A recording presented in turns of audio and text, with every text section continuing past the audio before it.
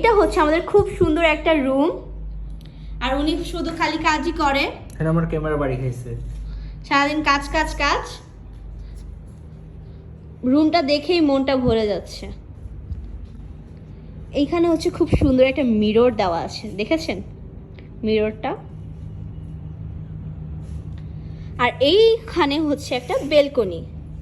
এই বেলকনিতে একটা টাইম কাটানোর জন্য বেস্ট হবে, যারা মানে কফি চা খান তাদের জন্য একটা বেস্ট।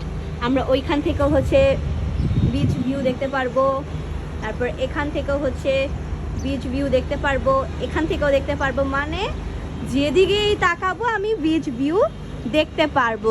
খুবই অসাধারণ, খুবই অসাধারণ।